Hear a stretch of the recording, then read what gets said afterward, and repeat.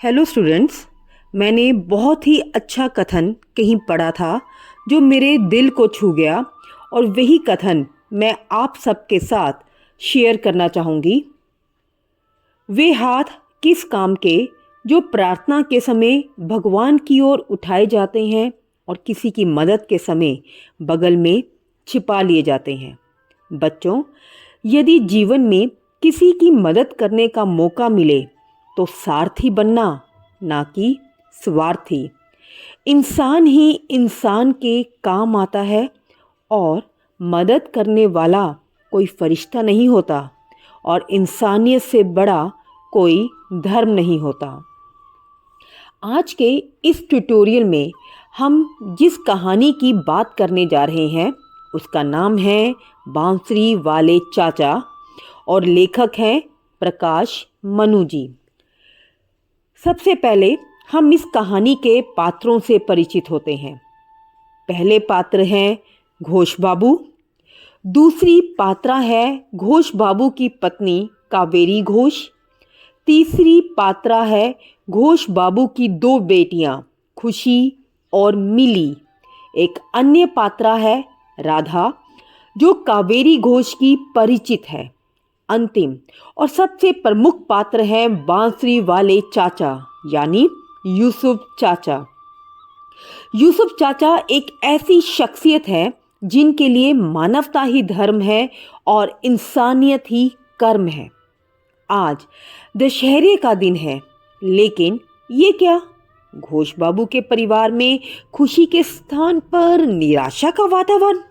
ओहो, अब समझ में आया।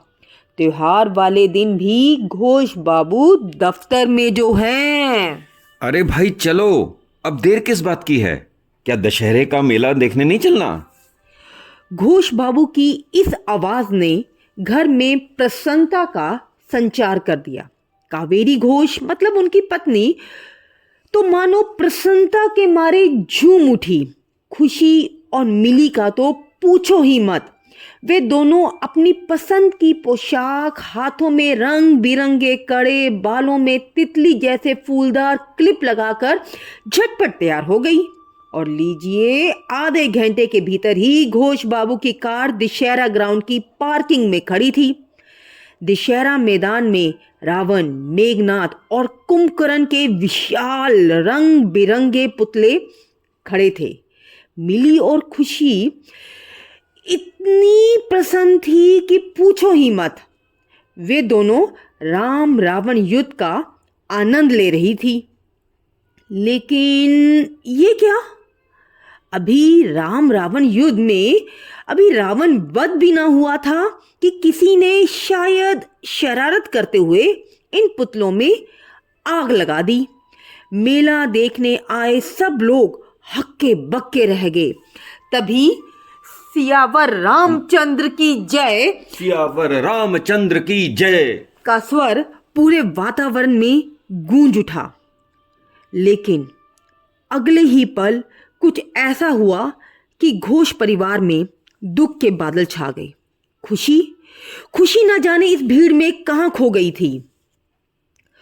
घोष बाबू परेशान, कावेरी घोष का तो पूछो ही मत। तभी उनकी मुलाकात उनकी परिचित राधा से हुई। खुशी बिटिया न जाने कहां खो गई है, ये बात जानकर राधा ने कुछ ऐसा कहा जिससे उनकी परेशानी और बढ़ गई। अरे, आपको ख्याल रखना चाहिए था। आजकल ऐसे लोग बहुत हैं जो भीड़ वाली जगहों पर खड़े रहते हैं और फिर बच्चों को बहलाकर ले जाते हैं। राधा की ऐसी बात सुनकर कावेरी घोष रोने लगी और घोष बाबू वे तो और भी परेशान हो उठे। क्या करें और क्या ना करें, वे अभी सोच ही रहे थे कि उन्हें दूर से बांसुरी की आवाज सुनाई दी। वह आवाज कोई साधारण आवाज ना थी। उस आवाज में एक तीखी पुकार थी, जैसे कोई उन्हें बुला रहा हो। मिली के कहने पर वे सब उस आवाज की दिशा की ओर बढ़ चले। वहां इतनी भीड़ थी कि पूछो ही मत। घोष बाबू उस भीड़ को देखकर निराश होते हुए वापस जाने ही लगे थे कि मिली चीखी, पापा पापा, वह रही खुशी। मिली के कहने भर की देर थी कि घोष बाबू और उनकी पत्नी पलक झपकते ही खुशी के पास थे। खुशी बांसुरी वाले यूसुफ चाचा के पास खड़ी बड़े मगन से बांसुरी सुन रही थी। तभी अचानक बूढ़े बांसुरी वाले यूसुफ चाचा की बांसुरी थम गई। खुशी के मम्मी पापा को गौर से देखते हुए बोले, यह आपकी बच्ची बड़ी समझदार है। मैं यहाँ अपनी बांसुरियाँ बेचने के लिए बैठा था और धीरे धीरे बांसुरी बजा रहा था। यह पास आकर खड़ी हो गई, बोली, बांसुरी वाले चाचा, मैं खुशी हूँ।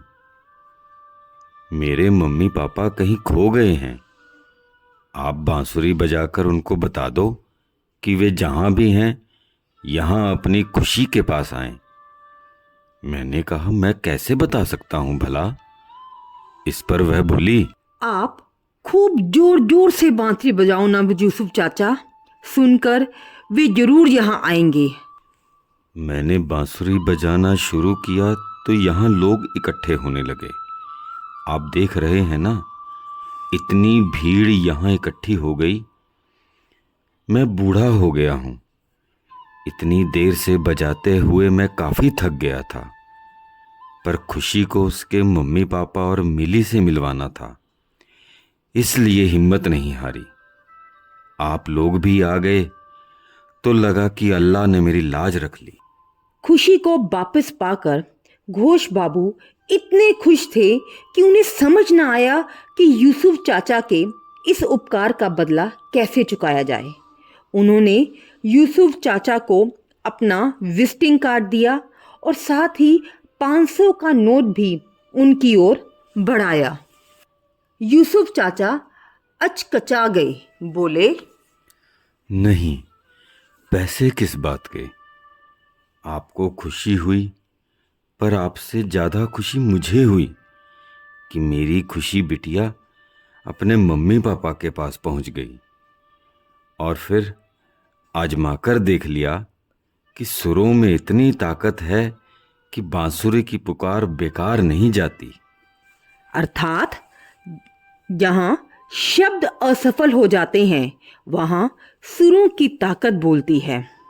बच्चों, यूसुफ चाचा चाहे दुनिया के लिए गरीब थे, लेकिन वह दिल के अमीर थे। उन्होंने ये सिद्ध कर दिया कि पैसों से अमीर होना आम बात है, दिल से अमीर होना खास बात है। किसी की मदद के लिए धन की नहीं, मन की ज़रूरत होती है।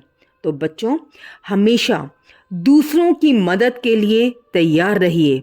क्या पता आपकी छोटी सी मदद से किसी की जिंदगी संवर जाए। इसी के साथ मैं आपसे लेती हूँ अलविदा, लेकिन जाते जाते एक बात आपसे कहना चाहूँगी कि हम इंसान जितना ऑनलाइन होते जा रहे हैं, इंसानियत उतनी ही ऑफलाइन होती जा रही है। जीवन में कुछ बनने से पहले एक अच्छा इंसान बनना ज़रूरी होता है।